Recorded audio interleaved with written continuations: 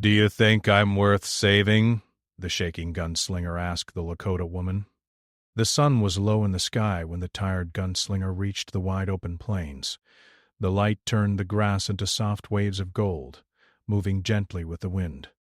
His boots were worn, his coat was dusty, and his hands would not stop shaking. Each step felt heavy, not just in his legs, but in his heart. He had walked for hours without knowing where he was going. He only knew he could not keep moving in the same way he always had. He stopped near a small river that cut through the land like a silver line. The water was calm, and the sound of it moving over smooth stones felt like a quiet song. He knelt down and dipped his hands into the cool water. It felt good, but even that simple comfort could not stop the storm inside him. His past followed him like a shadow that never faded. As he stood up, he noticed a small fire not far away. The smoke rose gently into the sky. Near it sat a Lakota woman. She was calm, her posture steady, her eyes focused on the flames as if they held a story only she could read. A simple blanket was wrapped around her shoulders, and her long dark hair moved softly in the breeze. The gunslinger froze. He did not want trouble. He had seen enough of it in his life, but his legs were tired, and his mind felt empty. He took a slow step forward.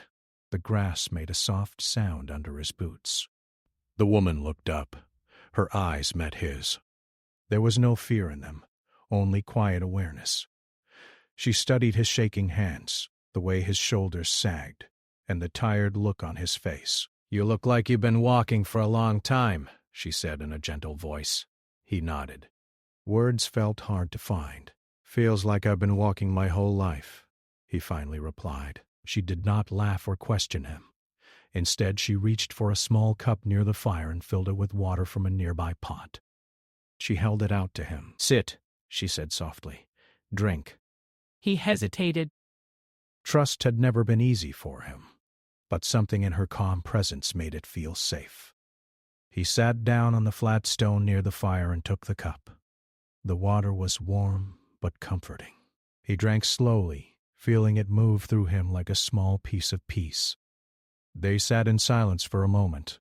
The fire crackled. The river whispered nearby. The wind carried the smell of grass and earth. "My hands won't stop," he said, looking down at them. They trembled even as he tried to hold them still. She watched him for a moment before speaking. "Sometimes the body remembers things the heart wants to forget," she said. He looked up at her, surprised by her words. "Feels like my whole body remembers," he admitted.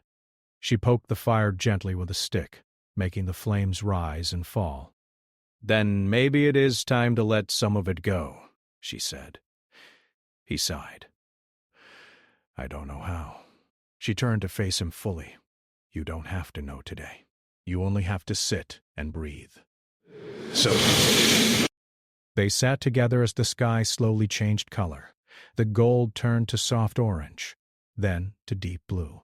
Stars began to appear one by one, like small lights waking up in the dark.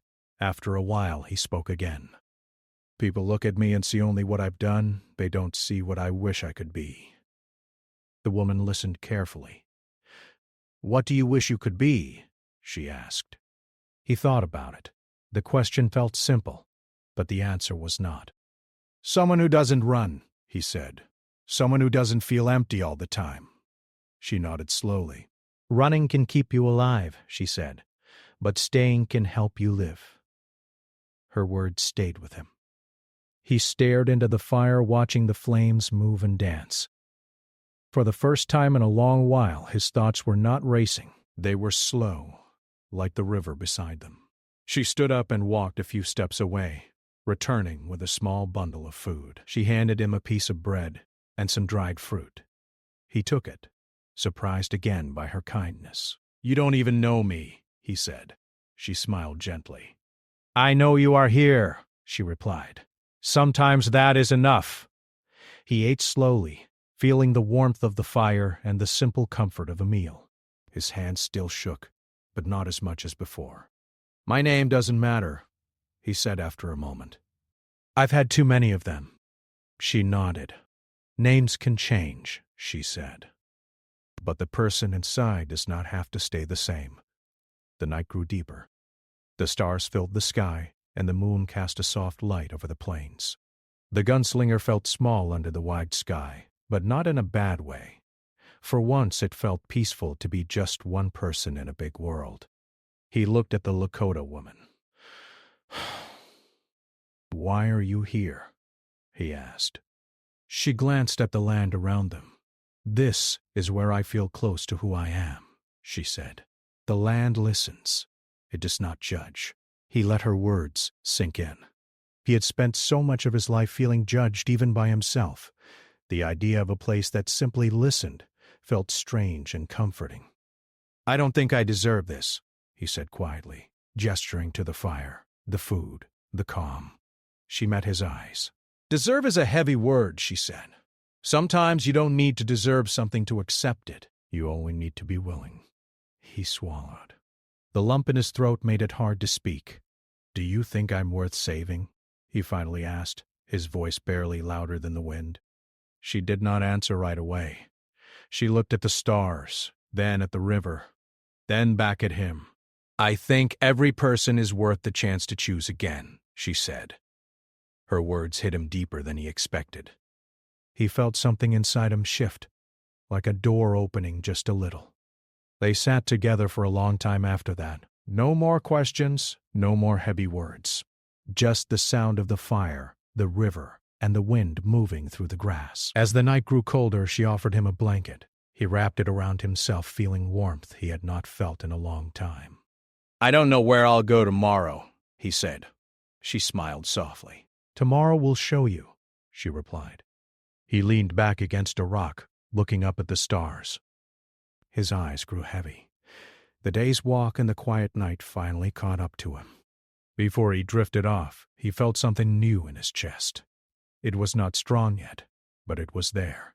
The morning light touched the plain softly, like a hand that did not want to wake anyone too quickly.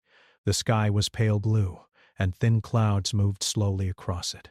The gunslinger opened his eyes and took a deep breath. For a moment he forgot where he was. Then he saw the small fire pit, the river, and the wide land stretching out in every direction. He sat up slowly. His body felt stiff from sleeping on the ground, but his mind felt clearer than it had in a long time. The blanket the Lakota woman had given him was still wrapped around his shoulders. It smelled faintly of smoke and grass. He looked around and saw her near the river, kneeling as she filled a small container with water. The morning light made her silhouette calm and steady. She turned and noticed him watching. "You are awake," she said with a small smile. "I don't usually sleep that well," he replied. "Guess the land helped." She nodded. The land has a way of doing that. She walked back toward the fire pit and placed the container down. Then she took out some simple food. She handed him a piece without a word. He accepted it, grateful for the quiet kindness. They ate together in silence for a few minutes. The only sounds were the birds in the distance and the soft movement of the river. After a while, the gunslinger spoke. "I keep thinking about what you said last night," he said. "About choosing again." She looked at him, waiting. "I don't know how to choose anything else," he admitted. "All I've ever done is move from one place to another. When things get heavy, I leave." She sat down on a flat stone across from him. "Sometimes leaving is the only way to survive," she said. "But sometimes staying is how you grow." He stared at the ground. "I don't think I know how to stay." She picked up a small stone and turned it in her hand. "You stayed last night," she said. "That is a start!" Her words were simple, but they stayed with him. He had not thought of it that way. She stood up and gestured toward the open land. "Come," she said. "Walk with me." They moved away from the river and into the tall grass. The wind brushed against their legs as they walked. The gunslinger felt the earth under his boots, solid and steady. She showed him how to look for small signs in the land. A broken blade of grass, a mark in the soil, the way birds moved in the sky. "Everything leaves a trace," she said. "You just have to learn how to see it." He tried to follow her lead. He noticed how the ground changed near the water, how the grass grew thicker in some places and thinner in others. It felt strange to pay attention to such small things. His life had always been about big moments, loud moments, moments that moved too fast. They stopped near a patch of wild plants. She knelt and showed him which ones were safe to use. "Taking only what you need," she said, "means there will always be something left for tomorrow." He nodded, thinking about his own life. He had taken many things without thinking about tomorrow. As they worked, he felt his hands growing steadier. The simple tasks gave him something to focus on. The shaking slowed. "Your hands are calmer today," she noticed. He looked down, surprised. "I didn't even realize." "Peace often comes quietly," she said. They carried the plants back to their small camp and prepared a simple meal. The smell of it filled the air. It was not fancy, but it was warm and filling. They sat and ate again. This time the silence felt different. It felt comfortable. After the meal, he finally spoke about his past in a deeper way. "I used to think I had to be strong all the time," he said. "I thought showing anything else meant I would be broken."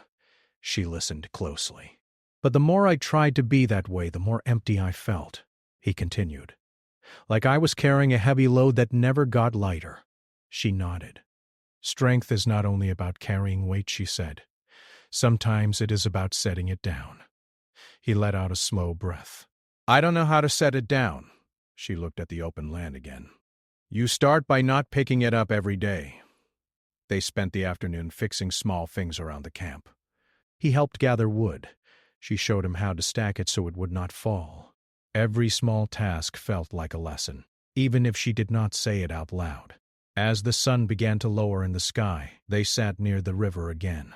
The water reflected the colors of the evening, soft pinks and golds. "Do you ever miss the places you've been?" she asked. He thought about it. "Not really," he said. "I never stayed long enough to belong." She nodded slowly. "Belonging takes time," she said.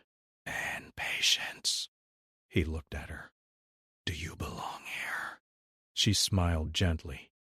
"I belong to the land wherever I walk with respect." Her answer made him think. He had always tried to belong to something else. A role, a past, a story about himself that no longer felt true. The sky darkened and stars began to appear again. The second night felt familiar now, but in a good way. He spoke softly. "I keep thinking about the question I asked you." She did not interrupt. "I still don't know the answer," he said. "But I think I want to find it." She looked at him with calm eyes. "Wanting to find it is already part of the answer." They sat together as the night grew quiet.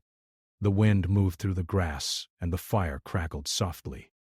For the first time, the gunslinger did not feel like he had to run when the day ended. He felt like he could rest in the moment, even if he did not know what tomorrow would bring. As he lay down to sleep again, he stared at the stars.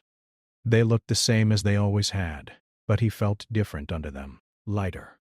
Not free yet, but moving in that direction. And in that quiet space between waking and dreaming, he realized something small, but important. The third morning came with a cool breeze that moved across the plains like a quiet greeting. The sky was clear and the sun rose slowly, painting the land in soft light.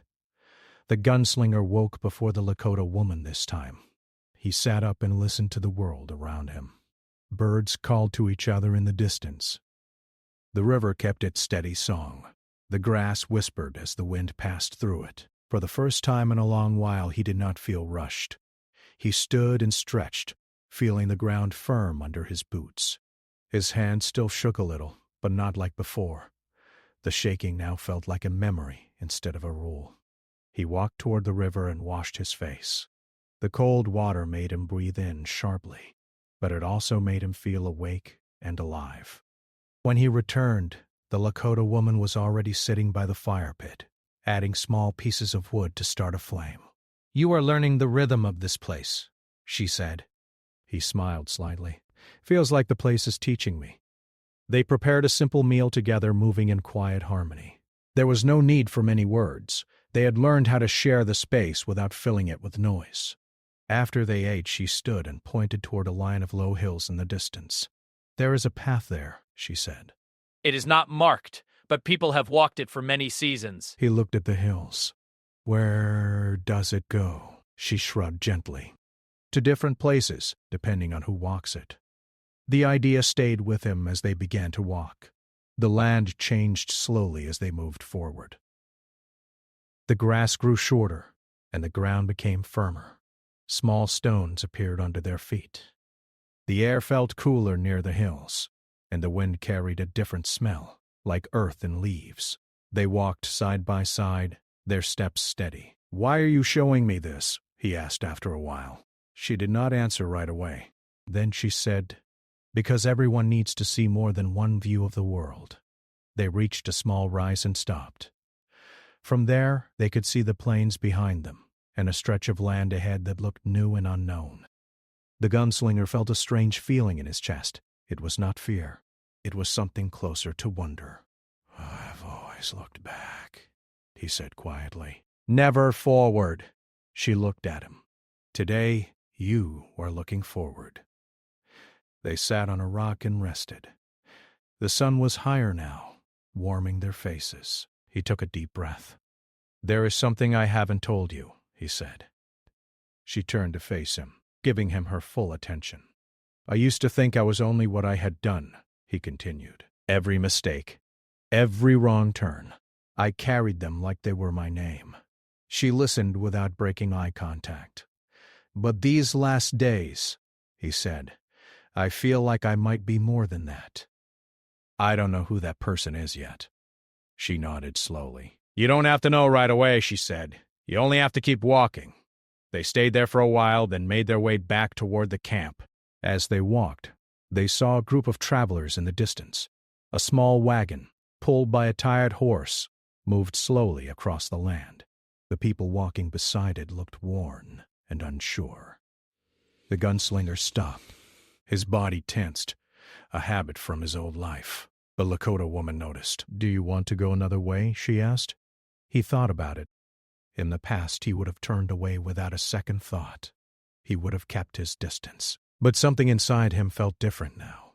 "No," he said. "I think I want to stay." They walked toward the travelers. As they got closer, they saw a family. A man, a woman, and 2 young children. The wagon looked like it had seen many long days. The man looked up, cautious at first. "We're not looking for trouble," he said quickly. The gunslinger raised his hand slightly, showing he meant no harm. "Neither are we," he replied. The Lakota woman stepped forward. "You look tired," she said. "Do you need water?" The woman from the wagon nodded. "That would help," she said. They shared water and a bit of food. The children smiled shyly as they ate. The tension in the air faded. "Where are you headed?" the gunslinger asked. "Someplace new," the man said. "We just want a place to start again." The words felt familiar. The gunslinger nodded. "I hope you find it." The family thanked them and continued on their way. As they watched the wagon grow smaller in the distance, the gunslinger felt something shift inside him again. "I didn't feel like running," he said softly. The Lakota woman smiled. "That is called staying present," she said. They returned to the camp, and the afternoon passed with small, steady tasks. They fixed a loose strap on his bag. They gathered more wood. They cleaned the area near the river. Each task felt like a step in building something, even if it was just a small space of peace. As the sun lowered, the sky turned orange and purple. The gunslinger sat by the fire watching the flames. "Do you ever get tired of helping people?" he asked. She shook her head. "Helping others reminds me who I am," she said. He thought about that. "Maybe that's what I've been missing," he said. "A reason that isn't just about me." She looked at him carefully. "You are already finding it." That night the wind was stronger. The fire flickered and danced. He wrapped his blanket tighter and looked at the stars. "I used to think the world was only a hard place," he said. "Like you had to be hard too, or it would break you." She stared up at the sky with him. "The world can be hard," she said, "but it can also be gentle. You get to choose which part you carry with you. He closed his eyes for a moment, letting her words settle. In his dreams that night he did not see his past. He saw a long path stretching forward, with hills, rivers, and open land. He was walking on it, not running. When he woke, he felt calm. The fourth day felt like a turning point, even before anything happened. The air felt charged, like something new was waiting. They packed their few things and stood near the river. "Will you keep walking with me?" he asked. She smiled. "For a while," she said. "Then our paths may change." The thought made his chest tighten, but he nodded. He understood now that every path meets and parts. They walked together again, following the land as it gently curved. Along the way he noticed more things, the shape of clouds, the way shadows moved across the ground, the small beauty in places he would have once passed without seeing. "You see more now," she said. "I feel more now," he replied. As the day went on, they came to a place where the land split into two clear directions. One path led back toward the open plains. The other led into a stretch of trees and hills. They stopped. "This is a crossroads," she said. "Not just for the land." He knew what she meant. He looked at both paths. The open plains felt familiar. The hills felt unknown. "I am not ready to choose today," he said. She nodded. "That is okay. Sometimes knowing you will have to choose is enough for now." They made camp nearby for the night. As the fire burned low, the gunslinger spoke again, his voice steady. "I used to think I wasn't worth much," he said. "Like my life didn't add anything to the world." She looked at him, her eyes kind. "You shared water today. You shared food. You shared hope," she said. "That adds more than you know." He felt warmth in his chest, stronger than the fire. That night, as he lay down, he did not feel like a man running from a past. He felt like a person standing at the start of something new. The night at the crossroads was quiet, but the quiet felt full, not empty. The fire burned low, sending small sparks into the dark sky. The gunslinger lay on his back, looking at the stars. They seemed closer here, like they were leaning down to listen. He could not sleep. His mind kept moving between the two paths he had seen. One led back to the wide open plains, where the wind never stopped, and the horizon always looked the same. The other led into the hills and trees, where the land folded into shadows and new shapes. Both paths felt real. Both felt possible. He turned on his side and sat up. The Lakota woman was awake too. She was sitting near the fire, adding a small piece of wood to keep it alive. "You feel it too," she said without looking at him. He nodded. "Feels like the world is holding its breath." She smiled gently. "Sometimes it does that before something changes." They sat together watching the flames rise and fall. The light danced across their faces, making soft shadows on the ground. "I've been thinking about who I was," he said quietly. "And who I might be." She waited. "I used to believe I was only built for one kind of life," he continued. "A life of moving fast and never stopping. I thought that was all I knew how to do." She poked the fire again, then looked at him. And now I see I can learn," he said. "Even at this stage of my life, even after all the wrong turns." She nodded. "Learning never ends," she said. "It only waits for us to be ready." The wind moved through the trees nearby, making a soft sound like a deep breath. In the morning the air felt cooler. A thin mist rested on the ground, turning the land into something that looked almost like a dream.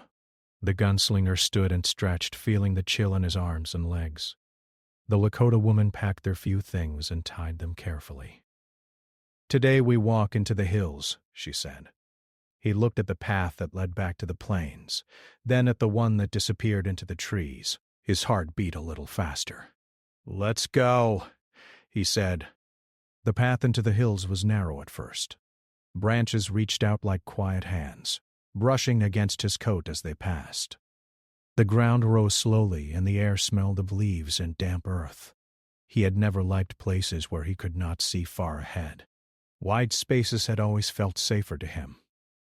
But as they walked, he noticed something new.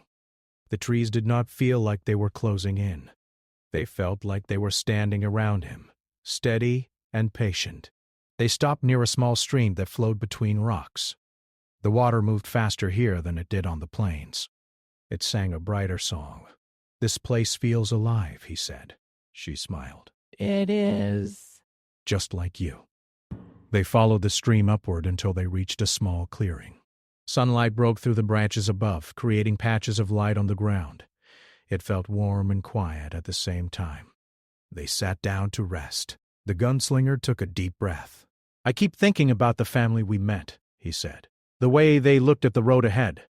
They were tired, but they still believed something better was waiting. She nodded. "Belief is a strong thing," she said. "It can carry people farther than their feet ever could." He stared at the light on the ground. "I think I want to be someone who helps carry that belief," he said. "Not just for myself, but for others too." She looked at him with a soft expression. "You already are." As they rested, they heard a sound in the distance. It was faint at first, then clearer. Voices, low and worried. They stood up and followed the sound carefully. They came upon an older man sitting on a fallen log. His shoulders were slumped, and his pack lay open at his feet. He looked up when he saw them. Relief crossed his face. "I didn't expect to see anyone up here," the man said. "Are you all right?" the gunslinger asked. The man sighed. "I took a path I shouldn't have. My legs started hurting, and now I'm not sure which way is back." The gunslinger felt a familiar pull in his chest. In the past, he might have nodded and kept walking. Trouble was something he used to avoid. But now, he looked at the man's tired eyes and thought about his own questions from not long ago. "We can help," he said. The Lakota woman nodded in agreement. They sat with the man and offered him water. The gunslinger checked the man's leg carefully. It was sore but not badly hurt. "You just need rest and steady steps," he said. They helped the man stand and walked with him back toward the main path. It took time, and the sun moved higher in the sky, but they did not rush. Along the way, the man talked about his journey. He spoke of a place he hoped to reach, a small town near a river where he wanted to settle down. "I'm tired of wandering," the man said. "I want to plant myself somewhere." The words echoed in the gunslinger's mind. When they reached a clearer path, the man smiled. "I know where I am now," he said. He thanked them and continued on his way, moving slower but steadier. The gunslinger watched him go. That felt different, he said. "How?" the Lakota woman asked. "In my old life, helping someone would have felt like a delay," he said. "Now it feels like the point." She smiled. "That is a big change." They walked back to the clearing and made a small camp for the afternoon. The gunslinger gathered wood while the Lakota woman prepared a simple meal. As they ate, the wind picked up, moving the leaves in a soft wave. "I've been thinking about a question," the gunslinger said. She looked at him. "If our paths do change," he said slowly, "how will I know which one is mine?" She thought for a moment. "The right path will not always be the easiest," she said, "but it will feel honest. It will feel like you are walking as yourself, not as who you think you should be." He let her words sink in. Later, as the sun began to lower, the light in the hills turned golden. The shadows grew longer, and the air cooled again. They walked to the edge of the clearing and looked out over the land below. From there, they could see the plains in the distance and the winding path through the hills. "I used to think I needed to leave my past behind," he said, "like I had to forget it." She shook her head. "You don't have to forget," she said. "You only have to stop letting it lead." He nodded. That felt right. That night, they built a small fire in the clearing. The stars appeared through the breaks in the trees, smaller and more scattered than they were on the plains, but still bright. The gunslinger felt a strange mix of peace and sadness. Peace for where he was. Sadness for the idea that this moment would not last forever. "Do you ever wish moments could stay?" he asked. The Lakota woman looked at the fire. "Moments stay," she said. "They just stay inside us instead of around us." He smiled at that. As the fire burned low, he spoke again, his voice steady. "I don't know what tomorrow will bring," he said, "but I know I don't want to go back to who I was." She met his eyes. "Then don't," she said simply. The night grew quiet. When he lay down to sleep, he felt the ground under him, solid and real. He felt the cool air on his face. He felt his own breath slow and steady. He dreamed of walking through the hills, not alone, but not following anyone either. He was walking beside the world, not against it. In the morning, the sky was clear again. The Lakota woman stood and looked down the path that led deeper into the hills. Then she looked back at him.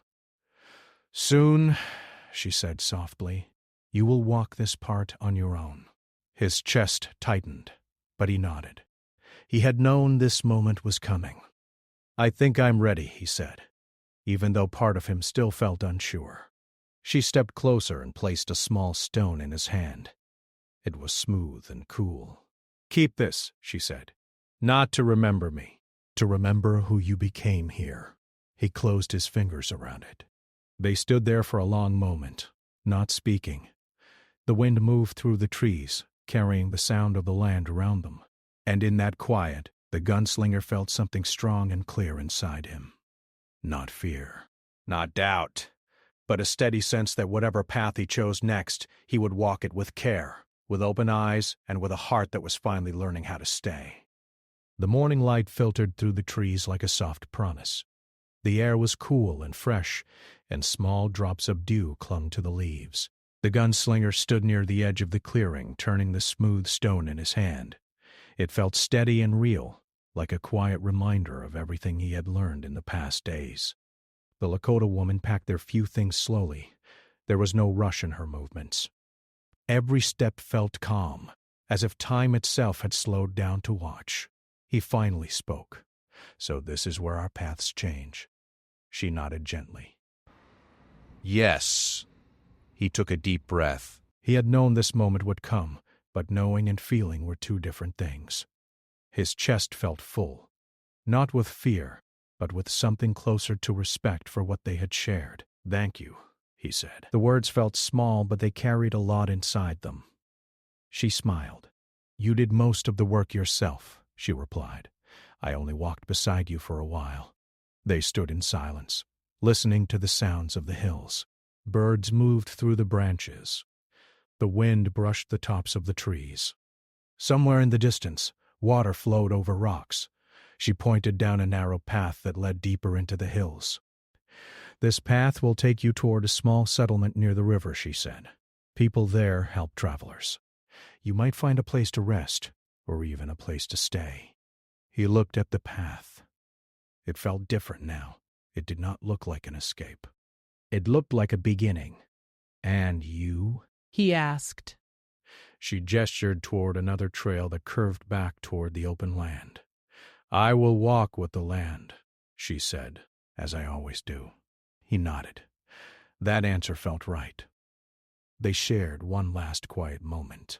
Then she turned and began to walk away, her steps light and steady. He watched her until she became part of the trees and the shadows. He stood there alone for a long time. The stone in his hand felt warm now. He placed it in his pocket and took his first step down the narrow path. The trail wound through the hills, sometimes narrow, sometimes wide. Sunlight broke through the branches in bright patches. He walked at a steady pace, not rushing, not dragging his feet, just moving forward. As he walked, he thought about his old life, the long roads, the restless nights, the feeling that he was always chasing something he could never reach. That feeling was gone now. By midday, he reached a small stream. He stopped to drink and rest.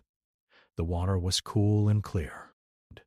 He sat on a rock and let the sound of it fill the quiet space inside him. A group of travelers passed by. They nodded at him, and he nodded back. One of them asked, "Long road ahead?" He smiled slightly. "Feels like the right one," he replied. They continued on, and he stayed for a moment longer, enjoying the stillness. Later in the day, the land opened up. He saw rooftops in the distance, small and simple, near a bend in the river. The settlement was not big, but it felt alive. Smoke rose from a few chimneys. He could hear faint voices and the sound of tools being used. As he walked closer, a young boy ran past him, laughing. The boy nearly tripped, then caught himself and kept going. The sound of his laughter stayed in the air. The gunslinger felt a strange warmth in his chest. He reached the edge of the settlement and stopped. For a moment he felt the old pull to keep moving. Stay on the outside. To not belong. But then he remembered the words he had heard before. Staying can help you live. He took a step forward. A woman near a small stand looked up. "Are you passing through?" she asked. "I was," he said. Then he paused. "But I might stay for a bit," she smiled. "There's always room for one more." He found a small place near the river where he could rest. The water moved gently, just like it had on the plains, but the sound felt new here. He sat down and watched the settlement for a while. People moved around, helping each other. A man fixed a fence. A woman carried a basket of food. 2 older men sat and talked near a fire. No one seemed to be in a hurry. That night he helped carry water from the river. It was a simple task, but it felt good. It felt like he was part of something, even in a small way. As the sky darkened, he sat near a fire with a few others. They talked about the land, the weather, and the roads beyond the hills. He listened more than he spoke. One of them asked, "What brings you here?" He thought for a moment. "I'm looking for a place to be useful," he said. The man nodded. "That's a good reason." The next days passed in a gentle rhythm. He helped where he could, fixing small things, carrying supplies, walking with travelers who needed directions. Each morning he woke up with a sense of purpose, even if the day held nothing big. One afternoon he walked along the river and saw a young woman sitting alone, looking worried. He stopped a short distance away, not wanting to disturb her. "Are you all right?" he asked. She looked up, surprised. "I'm just not sure which way to go," she said. "I have family in 2 different places. I don't know which one needs me more." He sat down on a nearby rock. "Sometimes both places need you," he said. "But you can only walk one path at a time." She nodded slowly. How do you know which one is yours? He smiled softly. "You don't always know right away," he said. "But you know when you start walking." She thanked him, and he stood up to leave.